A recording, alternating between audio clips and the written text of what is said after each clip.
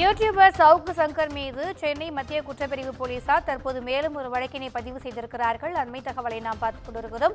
கூடுதல் விவரங்களை எமது செய்தியாளர் சுப்பிரமணியன் வழங்க கேட்கலாம். வணக்கம் சுப்பிரமணியன். சென்னை மத்திய குற்றப்பிரிவு போலீசார் என்ன வழக்கு பதிவு செய்திருக்கிறார்கள், அவர் மீது கூடுதல் விவரங்கள்? யூடியூபர் சவுக்கு சங்கர் மீது மேலும் ஒரு வழக்கை சென்னை மத்திய குற்றப்பிரிவு போலீசார் பதிவு செய்திருக்கிறார்கள். அந்த வழக்கில் சவுக்கு சங்கரை கைதும் செய்திருக்கிறார்கள்.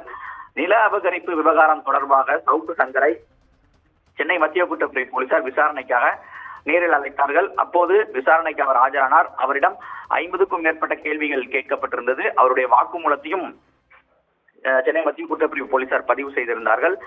இந்த நிலையில் அந்த விசாரணை முடிந்து அவர் செய்தியாளர்களை சந்தித்தார். அப்போது காவல்துறையை களங்கப்படுத்தும் விதமாகவும் அவர் நம்ம பொதுமக்களிடையே காவல்துறை மீதான நம்பிக்கையை கெடுக்கும் வகையிலும் அவர் செய்தியாளர்களிடம் சில கருத்துக்களை தெரிவித்ததாக சென்னை மத்திய குற்றப்பிரிவு நில அபகரிப்பு பிரிவுடைய விசாரணை அதிகாரி புகார் அளித்திருக்கிறார்.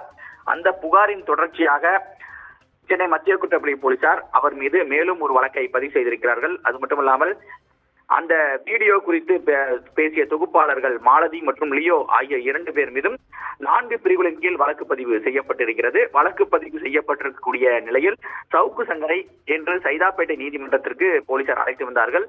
மதுரையில் ஏற்கனவே அவர் சிறையில் இருக்கிறார். கஞ்சா வழக்கில் அவர் சிறையில் இருக்கிறார். இந்த நிலையில் புதிய வழக்கில் அவரை கைது காட்டுவதற்காக சைதாப்பேட்டை நீதிமன்றத்திற்கு சென்னை மத்திய குற்றப்பிரிவு போலீசார் அழைத்து வந்தார்கள். நீதிமன்றத்தில் ஆஜர்படுத்தப்பட்ட பிறகு வருகிற 7ஆம் தேதி வரை, அதாவது ஜனவரி 7ஆம் தேதி வரை நீதிமன்ற காவலில் சிறையில் அடைக்க நீதிமன்றம் உத்தரவிட்டிருக்கிறது.